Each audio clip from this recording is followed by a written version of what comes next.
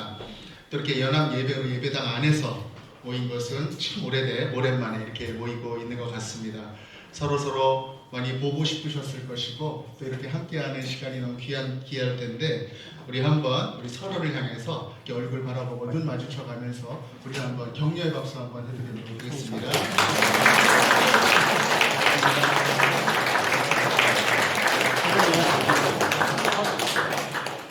지난 2년여 동안 여러분 얼마나 고생이 많으셨습니까? 코로나 때문에 코로나라고 하는 전혀 기대하지 않고 원하지도 않았던 일들이 한국을 덮고 전 세계를 덮으면서 교회가 참 많은 어려움을 겪었습니다.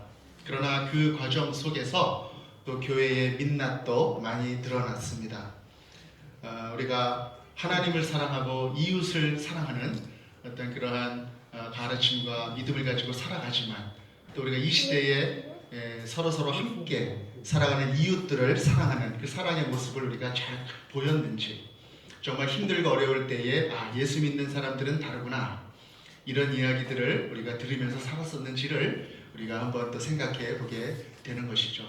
그러나 그러한 여러 가지 교회 내부의 외부의 어려움에도 불구하고 우리 모든 성도님들이 최선을 다해서 또 방역수칙 지켜가면서 또 이렇게 모이기 힘써가면서 그렇게 열심히 예배 드리신 그 결과 오늘 이렇게 우리가 코로나 끝에 이렇게 모여서 함께 하나님께 예배 드릴 수 있게 된 것입니다. 우리 하나님께 또 다시 한번 감사와 영광의 박수 한번 올려드리겠습니다.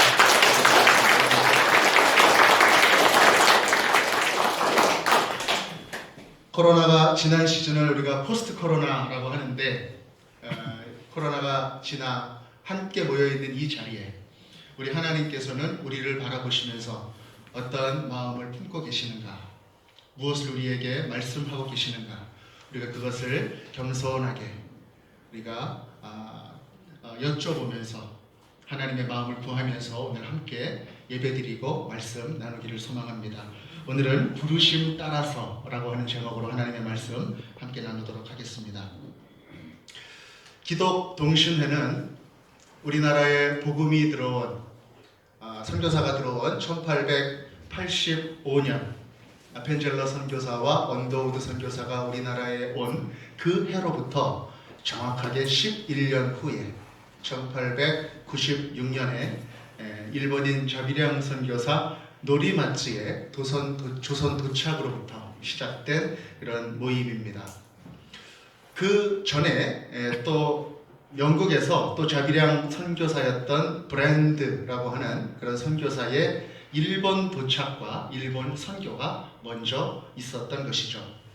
그렇게 일본에서 두 사람의 만남 그리고 사귐, 그것이 두 사람의 한국 선교의 씨앗이 되었고 마침내 조선에서 그 두 사람이 동역하게 되었던 것입니다. 이 두 헌신된 선교사의 공통점은 무엇이었는가? 바로 그것은 그들이 복음이 가자고 하는 곳으로 그들의 삶의 방향을 맞추고 나아갔다라고 하는 것입니다. 복음이 가자고 하는 곳으로, 그것은 무슨 뜻입니까? 예수 그리스도의 마음이, 그 사랑이 가고자 하는 그곳으로 그들이 쫓아갔다라고 하는 것입니다.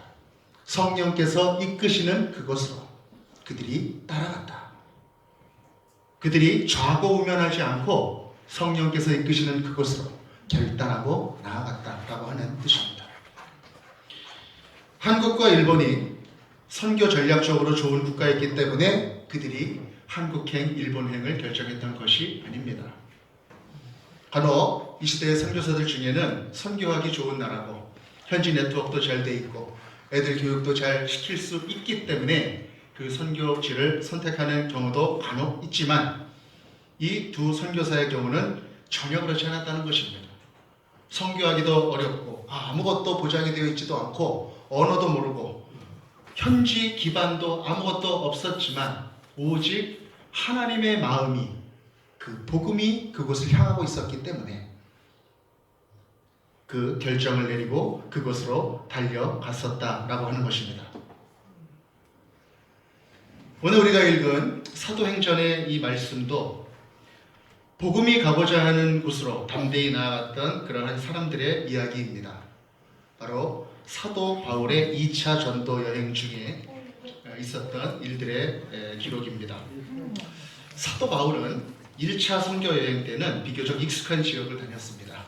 같이 갔었던 바나바의 고향 구브로를 먼저 방문했었고, 그 다음에는 사도 바울의 고향이었던 그 다소가 있는 길리기아 지방 근처에 그렇게 멀지 않은 그 갈라디아 지방을 그들이 선교하였습니다.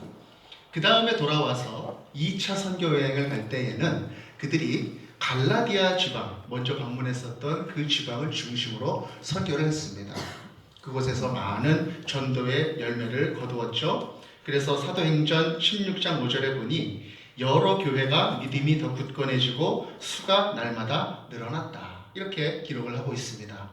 2차 선교 여행의 초반은 대단히 성공적인 선교 여행이었던 것이죠. 그런데 그 다음에 이 성령께서 사도 바울이 이제 지금의 터키죠, 갈라디아 지방 왼쪽에 있는 그 터키 본토 지방을 선교하려고 하는데 성령께서 그것을 막았다라고 하는 것입니다. 성령의 생각은 달랐다라고 하는 것이죠. 그래서 그들이 그 아시아 지방, 소아시아 지방을 쭉 지나가서 무시아라고 하는 곳에 이르러서 이 아시아 쪽은 말고 북쪽으로 올라가서 전해야 되겠구나라고 비두니아라고 하는 곳으로 가서 전하려고 했는데 예수의 영이 그것을 또 허락하지 않았다, 이렇게 기록하고 있는 것입니다. 성령의 생각, 예수의 영의 생각들은 좀 달랐다라고 하는 것이죠. 그래서 그 사람들이 다시 안디옥으로 돌아오려고 했는지는 잘 모르겠는데 드로아라고 하는 그 근처에 항구로 갔습니다. 그래서 그 드로아라고 하는 곳에서 머물고 있을 때 그날 그곳에서 환상을 보게 된 것입니다. 환상. 지금 이 사람들은 어디에 있냐면 아시아의 제일 끝에 지금 있는 것이죠. 그 앞에 있는 에게해라고 하는 바다만 건너가면 유럽으로 넘어가는 그곳에 있는데 이들은 다시 돌아올 생각을 하고 있었던 것 같습니다. 그런데 그 그리스, 바다를 건너가며 있게 되는 그 땅, 그 북쪽에, 그리스 북쪽에 있는 그 마게도냐에 있는 사람들이 꿈에 나왔다라고 하는 것입니다. 우리 사도행전 16장 9절 함께 읽겠습니다. 시작. 밤에 환상이 바울에게 보이니 마게도냐 사람 하나가 서서 그에게 청하여 이르되 마게도냐로 건너와서 우리를 도우라 하거늘. 아멘. 이리로 건너와서 우리를 도와라. 꿈에 마게도냐 사람의 모습이 보이게 된 것입니다.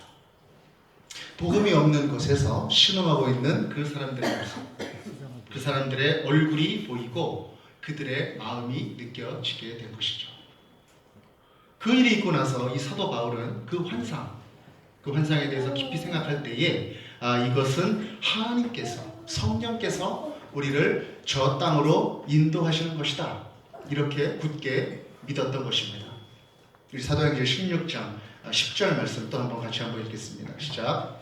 바울이 그 환상을 보았을 때 우리가 곧 마게도냐로 떠나기를 힘쓰니 이는 하나님이 저 사람들에게 복음을 전하라고 우리를 부르신 줄로 인정함이라. 아멘. 이는 하나님께서 저 사람들에게 복음을 전하라고 우리를 부르신 줄로 인정함이라. 이 환상이 우리에게 보여진 것은 성령께서 우리에게 이 바다를 건너가서 저 유럽 땅에 복음을 전하라고 우리를 부르신 것이다, 이렇게 성령이 주시는 확신 가운데 거하게 되었다라고 하는 것입니다. 사도 바울은 계획에도 없었던 이 일, 그 바다를 건너가는 그 일, 성령께서 이끄시는 그 일에 순종하였습니다. 왜냐하면 하나님의 음성이 들렸고 그 음성을 거부할 수 없었기 때문입니다. 그들에게 이 구원의 복된 소식이 필요했기 때문에 그래서 건너간 것입니다. 그렇게 하나님께서는 성령의 음성을 들을 수 있는 사람, 성령의 부르심에 응답할 수 있는 사람, 그 사람들을 통해서 그 복음을 전하신다라고 하는 것입니다. 사도 바울이 바로 그 사람이었다라고 하는 것입니다. 지금 이곳에 모인 여러 우리 형제 자매님들, 우리 한 분 한 분 하나님께서 다 불러주셔서 우리 예수 그리스도의 교회를 이루고 이렇게 모여 있는 줄로 압니다. 그 부르심에 대한 응답이 여러분들께 있었는 줄로 압니다. 그리고 또한 동시에 우리의 마음을 채워주신 그 복음을 가지고 또 하나님께서 보내시기 위하여 부르시는 그 부르심이 또 우리에게 있는 줄로 압니다. 여러분들은 그 부르심에 어떻게 응답하고 계십니까? 교회로 모여있다라고 하는 그 이유는 바로 그 두 가지 부르심을 우리가 들었다고 하는 그것이 아니겠습니까?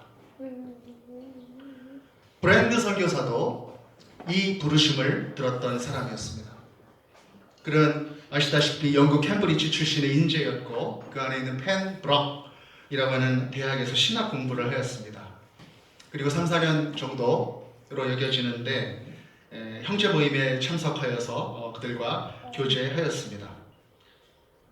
그런데 브랜드와 교제하던 그 형제 모임의 사람들은 브랜드가 그 일본이라고 하는 이교도의 나라로 가는 것을 반대했다는 것입니다. 왜 거기로 가려고 하느냐? 오히려 당시에 그리스도의 국가라고 불렸던 아주 강대국이고 선진국이었던 영국에서 복음을 전해라. 그렇게 그들이 권면했었다라고 하는 것이죠. 그러나 브랜드는 영국 형제교회의 지원도 받지 않고 아무런 도움도 없이 생면부지했다. 언어도 모르는 일본으로 오게 되었던 것입니다. 그 계기가 있었습니다. 이 브랜드가 영국에 있을 때에 일본에 다녀온 한 선교사를 만나게 되었다고 합니다. 그 선교사를 만나서 이야기를 듣는데 그 나라의 국민성에 대한 이야기를 들었다는 것이죠. 그 나라 사람들은 굉장히 완고하고 주체성이 대단히 강하다. 그런 이야기를 브랜드가 듣게 되었다는 것입니다. 그 말을 듣고 브랜드에게 주신 하나님의 마음이 있었다는 것이죠. 그런 나라일수록 오히려 영적인 마음의 요구가 더 깊을 것이다. 그런 마음이 그에게 생겼다는 것입니다. 아무도 관심도 없었던 나라, 선교의 종주국이라고 했던 영국에서도 가지 말라고 했었던 그 나라에 브랜드는 그 마음을 가지고 가게 되었다라고 하는 것입니다. 그래서 1888년에 일본으로 가게 됩니다. 파송받은 것도 아니고 순수하게 자비량으로 가게 되는 것입니다. 친척들도 반대했고 친지들도 다 반대했다고 합니다. 그래서 환송해도 해주지 않았다고 합니다. 외롭게. 그렇게 그 바다로 나아갔던 것이죠. 노리마츠 선교사님도 마찬가지입니다. 여러분 잘 아시다시피 20살쯤에 요즘도 굉장히 되기 어렵고 아주 철밥통이라고 하는 그 공무원이라고 하는 공무원이 되어서 직장생활을 잘하고 있다가 예수님을 만나서 이제 동경 명치학원에서 이제 신학을 하게 됩니다. 그곳에서 신학을 공부하면서 니혼바시 교회라고 하는 그 교회의 설교자로 이렇게 섬기는 그런 일들을 하게 되죠. 그런데 그 니혼바시 교회에서 이상하게 사람들이 계속 밖으로 교회를 떠나더라는 것입니다. 그래서 그것이 어찌된 일인가 살펴보니까 많은 사람들이 떠나는데 한 71명 정도가 떠났는데 그 중에 한 20명 정도가 형제 모임에, 브랜드가 당시 이끌고 있던 형제 모임에 가더라는 것이죠. 심지어 그 니혼바시 교회에서 아주 중요한 그런 장로님 한 분도 그 모임에 가고 있었다는 것입니다. 그래서 이 설교자였던 우리 그 노리마츠 선교사가 그 장로님을 만나러 갔다가 밤새도록 얘기를 하다가 설득을 당해서 오히려 이 노리마츠 선교사가 그 모임에 또 참여하게 되는 것이죠. 그리고 신학도 배우던 모습도 그만두게 됩니다. 그러다가 이 노리마츠 선교사는 조선으로 오게 되는 것이죠. 정말 아무 연고도 없는 그 땅에 오게 되는 것입니다. 당시의 조선은 주변에 있었던 강대국들 사이에서 이리저리 중심을 잃고 방황하던 그런 구한 말이었습니다. 특별히 일본의 영향력은 점점 늘어나고 있었던 그런 때였죠. 여러분 잘 알고 계시는 운요보 사건 이후로 또 최초의 불평등 조약이라고 하는 인터넷에서 그 내용 읽어보면 정말 이거를 왜 했을까 싶을 정도로 불평등 조약인 강화도 조약이 맺어졌고 그 이후에 또 8년 정도 있다가 또 갑신정변이 일어났다가 일본 세력을 등에 업고 그런 일이 일어났다가 또 실패하는 그런 일도 있고, 그 이후에 또 한 11년인가요? 한 10년쯤 있다가 또 민비가 시해되는 그런 또 어처구니없는 일이 또 일어나게 되죠. 그렇게 일본의 영향력이 점점 늘어나고 있었던 그런 상황이었다라고 하는 것이죠. 그때 이 갑신정변이라고 하는 사건 후에, 실패한 후에 박영효라고 하는 사람이, 제가 자료를 좀 읽어보니까 그 사람이 일본에 가서 그렇게 망명생활을 하고 있었는데, 그때 이 노리마치 선교사가 그 박영효라고 하는 사람을 통하여 이 민비시의 사건에 대해서 아주 구체적인 내용을 듣게 되었다는 것입니다. 그리고 한국의 조선의 상황에 대해서 또 잘 알게 되었다라고 하는 것이죠. 그렇게 일본은 점점 조선에게 있어서 원수가 되어가는 그런 상황이었다라고 하는 것입니다. 일본인이었던 노리마츠가 얼마나 부담이 되었겠습니까? 게다가 조선말도 모르고 연고도 없는데 왜 조선에 가야 되겠다라는 생각을 하게 되었을까요? 그를 찾아가신 성령께서 그 마음속에 그에게 말씀하셨던 것이 아니면 어찌 이런 마음이 일어날 수 있었겠습니까? 내가 일본인으로 한국을, 조선을 찾아가는 것이 아니라 그리스도인으로서, 복음을 가진 사람으로서 그 조선의 상황을 바라볼 때에 내가 가서 전하지 않으면 견딜 수 없는 그 마음을 주님께서 주셨기 때문에 이른 노리마치 선교사는 그 바다를 건너게 되었던 것입니다. 그래서 1896년 아주 추운 겨울 12월이었죠. 진짜로 인천항으로 도착을 하게 됩니다. 그리고 무엇을 합니까? 오직 예수 그리스도만을 전하게 되는 것입니다. 오직 복음만을 그 노리마치 선교사가 전하게 되는 것이죠.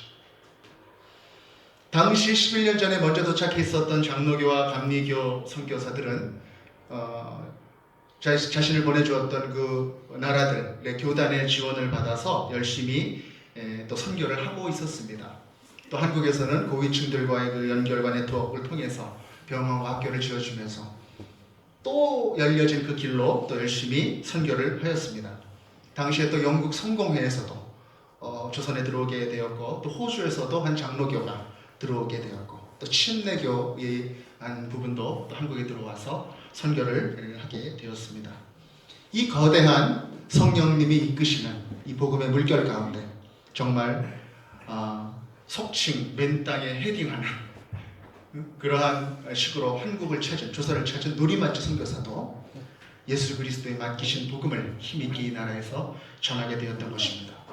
노리마치가 오기 전에도 많은 교단들이 또 선교사를 파송하고 찾아왔지만, 노리마치 선교사가 찾아온 이후에도 또 많은 선교사들과 교단이 찾아왔습니다. 우리 교회 서울에 있는 제기동 옆에 근처에 있는 동대문 중앙성결교회, 거기도 서울중앙교회더라고요. 그 전신이라고 할 수 있는 동양선교회에서도 한국에서 선교를 시작하게 되었고, 또 영국에서부터 구세군이 또 찾아오게 되는 그런 많은 그런 선교사들의 방문이 있게 되었던 것입니다. 그러나 그 모든 다른 선교사들의 특징은 무엇이냐면, 현지에서 도와주는, 지원해주는 그런 사람들이 있었지만, 정말 이 노리마치 선교사는 아무것도 없는 홀을 단신의 몸으로 정말 복음만을 의지하지 않으면 살아갈 수 없는 그러한 상태로 이 땅을 찾아서 복음을 전하게 되었다라고 하는 것입니다. 왜 그랬을까? 그 노리마치 선교사는 바로 부르심을 받았기 때문에 그랬던 것입니다. 성령님께서 그 마음속에 두드러 주셨던 그 음성을 들었기 때문에 그 부르심에 순종하였던 것이죠. 여러분, 부르심을 받은 사람들은, 그 부르신 음성을 분명하게 들은 사람들은 반응하게 되어 있습니다. 그리고 순종하게 되어 있습니다. 그리고 두려워하지 않습니다. 그 음성이 들리기 때문에 그런 것입니다. 그것이 들리지 않고 나의 결심으로, 나의 노하우로, 나의 탤런트로 그렇게 서고자 하고 그렇게 전도하고자 하면 두려워지는 것입니다. 그러나 성령께서 부르시는 그 음성을 들은 사람은 담대하게 가라고 하는 그 길을 선택하여 갈 수 있다라고 하는 것입니다. 저는 오늘 이 자리에 계신 모든 분들이 그런 성령의 부르심을, 그 음성을 분명하게 듣고 응답하시는 모든 형제는 자매님들이 되시기를 간절히 바랍니다. 그 부르심을 받은 사람, 우리가 기억할 것이 한 가지가 있습니다. 그것은 무엇이냐면 그 부르심을 받고 순종하며 나아가는 사람들에게는 하나님께서 도움의 손길을 예비하신다라는 것입니다. 동역자를 보내주신다라고 하는 것입니다. 사도 바울은 2차 선교 여행 때 유럽에 건너가서 복음을 전할 때는 그 전 2차의 초반까지의 전도했던 것보다 훨씬 어려운 상황이 펼쳐지게 되었습니다. 그것은 바다를 건너서 더 먼 곳이어서 그랬는지 모르겠지만 유대인이 모이던 그러한 회당도 그렇게 많지 않았던 것 같습니다. 성령께서 그래서 더 관심 있던 지역은 아니었을까? 그래서 성령께서 그렇게 환상을 보여주시면서 보내시려고 했던 것은 아니었을까? 그렇게 찾아간 처음 도시 빌립보에서는 이 사람들이 이상한 풍속을 전한다고 해서 옥에 갇히기까지 합니다. 그러나 그곳에서 하나님께서는 루디아라고 하는 옷감 장사 그 여인의 마음을 열어 사도 바울을 만나게 하시고 그를 돕게 하셨습니다. 그리고 빌립보를 지나 3주 만에 쫓겨났지만 데살로니가를 거쳐서 또 베레아를 지나서 아덴을 지나서 또 그들이 도착한 고린도에서 정말 평생의 동역자였던 브리스길라와 아굴라를 그 고린도에서 만나게 되었던 것이죠. 그리고 그곳에서 또 누구를 만났습니까? 디도, 유스도라고 하는 사람을 만나서 도움받았고 또 회당장 그리스포라고 하는 사람을 만나서 함께 동역하는 그런 사역을 이루게 되었던 것입니다. 이 모든 돕는 사람들을, 동역자들을 성령께서, 그 바다를 건너가게 하신 성령께서 예비하셨다라고 하는 것입니다. 그리고 성령께서 사도 바울에게 계속 말씀하십니다. 사도행전 18장 9절에 보니 이렇게 말씀하십니다. 밤에 주께서 환상 가운데 바울에게 말씀하시되 두려워하지 말며 침묵하지 말고 말하라. 그렇게 예수를 전하라고 그렇게 보내신 성령께서 바울에게 말씀하신 거죠. 참 재미있는 사실은요, 이 성령께서 사도 바울에게 동역자를 붙여주셨는데 오늘 본문에 나오는 6절 말씀부터 이렇게 보게 되면 바로 이 사도행전을 쓴 저자 누가라고 하는 사람을 바로 이 드로아에서 만나게 해주셨다는 것을 우리가 알 수 있는 것입니다. 바로 6절 말씀에서 그들이 아시아에서 선교할 수도 없고 북쪽으로도 갈 수도 없어서 방황하고 있을 때에 6절 말씀을 보니까 어떻게 기록하고 있습니까? 그들이 부르기아와 갈라디아 땅으로 다녀가. 그래서 그들이라고 하는 말을 하고 있습니다. 주어가 그들입니다. 3인칭이죠. 그런데 드로아에 가서 10절에 보니까 이렇게 기록합니다. 바울이 그 환상을 보았을 때 우리가 곧 마게도냐로 떠나기를 힘썼다. 이렇게 기록하고 있는 것입니다. 우리가. 무슨 뜻일까요? 드로아에서 누가가 합류하게 된 것입니다. 무슨 뜻입니까? 성령께서 드로아로 보내시고 그곳에서 이 누가를 만나게 해주셨다는 것입니다. 그렇게 하나님께서는 돕는 동역자들을 예비하셨다는 것이죠. 그리고 또 유럽으로 보내시기 전에 갈라디아를 선교할 때에 또 누구를 만나게 하시고 또 합류하게 하셨습니까? 바로 사랑하는 아들 같은 제자 디모데를 그 2차 선교여행 때 합류시키시는 것입니다. 그렇게 동역하게 하시고 하나가 되게 하셔서 유럽을 건너가서 그 힘들고 어려운 땅에서 복음을 전하게 하셨던 것입니다. 그것이 바로 성령 하나님의 역사였던 것입니다. 조선 땅으로 보낸 노리마츠 선교사에게도 성령 하나님께서는 많은 동역자들을 보내주시고 함께 하게 하셨습니다. 여러분 너무나도 잘 알고 있는 그 이름 조덕성 조덕성이라고 하는 예수 믿지도 않은 사람을 만나게 하시고 통역으로 먼저 함께하게 하셨다가 그가 또 세례받고 이름도 바꾸게 하시는 그런 역사가 있었다라고 하는 것이죠. 그렇게 전도하다가 또 신태일이라고 하는 노인이 또 예수 그리스도를 믿게 되는, 처음으로 세례받아 신자가 되는 일이 있었고, 또 일본에서 만나게 해주신 브랜드 선교사 부부를 조선 땅에 오게 하셔서 또 동역하시게 하는 그 역사가 그곳에 있었다는 것입니다. 열심히 전도하다가 이곳 수원이죠. 수원 사람을 서울에서 만나서 수원으로 또 발걸음을 또 인도하게 하신 하나님. 수원에서 이질에 걸려가지고 아주 고생을 했다라는 기록이 있는데, 그러한 속에서도 열심히 전도하여서 이창민이라고 하는 첫 번째 수원의 결신자가 나오게 되는 역사를 성령께서 이루어 주셨다는 것입니다. 그 이후로도 이 노리마치 선교사는 성령이 가자고 하는 대로, 복음이 이끄는 대로 그 발걸음을 옮겨서 정어원과 인천과 충청도, 경상도, 그리고 만주까지 가서 복음을 전했던 것입니다. 많은 이들이 이 노리마치 선교사가 전했던 이 복음을 듣고 결심하게 되고 그 모임에 참여하게 되고 함께 떡을 떼고 예배하게 되는 역사가 이루어지게 되는 것입니다. 그리하여 평양에서도 드디어 만찬 집회가 이루어지게 되었다. 그런 기록이 우리에게 남아있는 것입니다. 성령이 이끄시는 대로 나아갔었던 그 선교사, 그 선교사님들, 그리하여 마침내 그 선교사님들 이후에 크게 쓰임받았던, 여러분들 중에 혹시 뵌 분도 있을지 모르겠습니다. 우리 김태희라고 하는 또 위대한 선교사를, 전도인을 또 만나게 해주셨던 것입니다. 그렇게 성령께서는 만나게 하시고 예비하시고 동역하게 하시는 그 은총 가운데 우리 모임을 지금까지 인도해 주셨다라고 하는 것입니다. 여러분, 성령께서는 협력하게 하십니다. 동역하게 하십니다. 서로 돕게 하십니다. 힘들고 낭망이 될 때, 너무너무나 힘들구나, 이렇게 생각이 될 때, 형제님 함께 하십시다, 자매님 함께 하십시다, 이렇게 이야기할 수 있는 그런 사람들을 보내주신다는 것입니다. 오늘 이 자리에 함께하고 있는 모든 믿음의 형제 자매님들이, 저는 이 시간에 권면합니다. 가끔 만나서 안부 물어보는 관계가 아니라 참으로 그리스도 예수 안에서 성령의 부르심을 같이 듣고 동역하는 그런 아름다운 동역자들이 되시기를 간절히 소망하는 것입니다.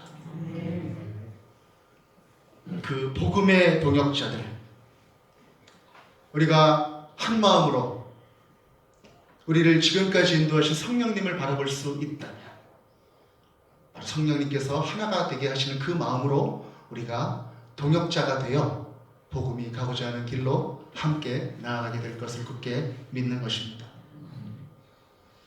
사랑하고 존경하는 기독동신회 모든 형제 자매 여러분, 오늘 이 시간에 우리가 함께 하나님께 예배드리며 우리가 꼭 기억해야 될 것이 한 가지가 있습니다. 바로 그것은 사도행전에 기록된 모든 복음 전도의 이야기와 많은 사도들의 이야기가 사실은 성령님께서 이끌어 가신 사역이었다라고 하는 것입니다. 거기에 나오는 수많은 사람들이 있습니다. 뛰어난 사람도 있고 헌신한 사람도 있고 순교한 사람도 있고 많은 사람들이 나오지만 그 모든 사람들을 이끌어 가신 분은 바로 성령님이시다라고 하는 것입니다. 사도 바울을 이끌어 가신 성령님, 그리고 스데반과 빌립과 베드로와 모든 사도들을 통하여 그들에게 삶을 헌신하게 하시고 이끌어 가셨던 그 성령님의 역사, 그것이 바로 사도행전의 기록이다라고 하는 것입니다. 그래야 이 사도행전을 우리가 성령행전이라고 부르는 이유가 바로 그것인 것이죠. 이것은 바로 성령께서 사용하신 사람들에 대한 기록이다. 아브라함에게 찾아가셔서 큰 구원의 약속을 주신 그 하나님은 그 이후로 어느 한순간도 이 구원의 일을 멈추신 적이 없습니다. 사랑하는 자녀들에게 구원을 주시기 위하여 수많은 사람들을 찾아가시고 변화시키셨던 그 역사가 바로 성경의 기록인 것이죠. 죄인 중에 괴수고 가장 나중된 자 같은 부족한 사람 사도 바울에게도 찾아가셔서 부르시고 변화시키시고 이방을 향한 복음의 사도로 삼으신 그 하나님, 그리고 유럽 땅 앞에서 어찌해야 될지 모르고 있는 그 사도 바울 일행에게 환상을 보여주시고 부르심을 분명하게 들려주심으로 말미암아 건너가게 하시는 그 말씀을 우리가 읽으면서 성령께서 일하셨다라고 하는 그 성령의 일하심의 현장을 우리가 오늘 말씀 가운데 목격하고 있는 것입니다. 성령이 이끄시는 대로 발걸음을 옮겼던 그 선교사님들, 그분들의 삶은 한마디로 그 부르심을 쫓아간 삶이었다 하는 것입니다. 복음이 가자는 대로, 성령이 이끄시는 대로 갔던 그 삶들.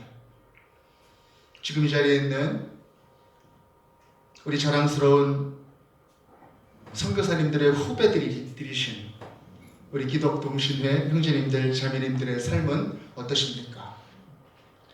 성령님의 인도하심을 잘 따라가고 있습니까? 성령님이 우리와 함께 하심을 여러분 믿고 있습니까? 사도행전의 기록에 기록된 성령님의 역사하심, 그리고 이 땅을 찾게 하신 두 선교사들의 삶에 기록된 성령님의 인도하심, 그 성령님이 지금도 살아 계시다면 지금 우리에게 어찌 말씀하지 아니하실 수 있겠습니까? 위대한 선교사 사도 바울을 바라보며 그를 움직였던 성령님을 우리가 바라볼 수 있다면, 노리마츠 선교사와 브랜드 선교사의 일생을 바라보며 그 삶을 움직였던 성령님의 살아계심을 우리가 바라볼 수 있다면, 지금 이 시간, 이 자리, 우리와 함께 계시는 성령님의 임재하심과 이끄심을 우리는 바라볼 수 있어야 하는 것입니다. 두려움 없이 담대하게 바라볼 수 있어야 하는 것입니다.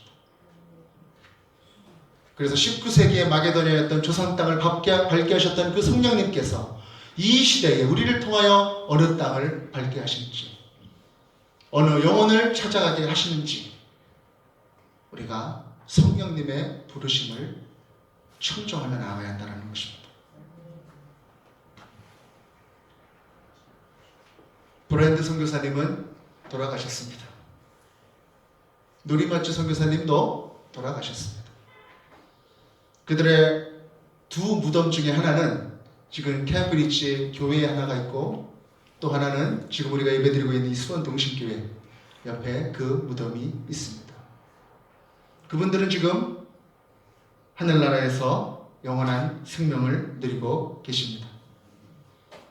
이 무덤은 바로 성령님께서 한 영혼을 부르시고 찾아가셔서 주신 그 흔적인 것입니다. 이름도 없이 빛도 없이 그 부르심을 따라서 헌신했었던 그 선교사의 흔적이 바로 이 무덤인 것이죠. 그분들은 죽었지만, 이 땅에서 사라졌지만, 그분들과 동행하셨던 성령님은 지금도 우리와 함께 계시다는 것입니다. 그것을 우리가 담대하게 고백하여야 합니다. 그리고 이 자리에 모인 우리 형제님들, 자매님들이 갖고 있는 숙제가 있습니다. 바로 그 노리마츠 선교사님과 브랜드 선교사님과 그 밖에 모든 선교사님들의 일생을 주님께서 받으셔서 인도하신 그 성령님의 인도하심이 살아계시다면, 바로 이 시간에 이 자리에 있는 우리가 그것을 증명해야 한다는 것입니다. 지금 이 자리에 남아있는 우리들이 그것을 증명해야 한다는 것입니다. 어느 한 위대한 사역자가 그것을 한 것이 아니라, 어느 위대한 선교사가 그것을 한 것이 아니라, 성령께서 그것을 원하셨고 그 인생을 들어서 사용하셨다면, 지금 이 시대에 있는 우리도 우리의 삶을 청정하면서 성령님의 살아계심을, 성령께서 그 일을 행하셨다라고 하는 것을 증명해야 한다는 것입니다. 저는 2020년 12월 현방교회에서 기독동신회 모임을 하다가 우리 옆에 계신 우리 전수철 목사님의 그 기도 제목 나눠주신 그 기도 제목을 제가 잊을 수가 없습니다. 어떤 기도 제목을 나눠주셨냐면 불이 꺼져가는 지방교회에 불이 꺼지지 않게 하여 주옵소서. 이 기도 제목을 나눠주셨습니다. 가만히 묵상하면서 기도를 하는데 서울 지방도 마찬가지더라고요. 예수 그리스도의 모든 교회는 예수의 피값으로 사신 소중한 교회인 것입니다. 모든 교회는 예수 그리스도의 진리 가운데 성령의 인도하심을 따라 아름답게 보존되어야 하고, 보존되는 것뿐만 아니라 따뜻하게 부흥하고 예수 그리스도의 복음을 힘있게 전해야 하는 것입니다. 이것이 바로 우리를 부르신 예수님의 마음이고 성령님께서 우리에게 말씀하시는 바로 그 말씀인 것입니다. 사랑하는 기독동신의 모든 형제 자매 여러분, 선포합니다. 우리 성령님이 오늘 우리와 함께 하십니다. 그리고 성령님께서 우리에게 말씀하십니다. 성령님께서 살아계심을 우리가 믿고 의지하며 담대하게 나아가기로 결단하십시다. 그 결단의 자리가 코로나가 끝난 오늘 이렇게 모여있는 이 자리에서 성령께서 우리에게 하시는 그 말씀이신 것을 굳게 믿습니다. 오늘 이 믿음 가운데 아름답게 교제하고 또 함께 기도하고 함께 예배하는 우리 자랑스러운 기독동신의 모든 형제 자매님들 되시기를 우리 구주 예수 그리스도 이름으로 축복합니다. 기도하겠습니다.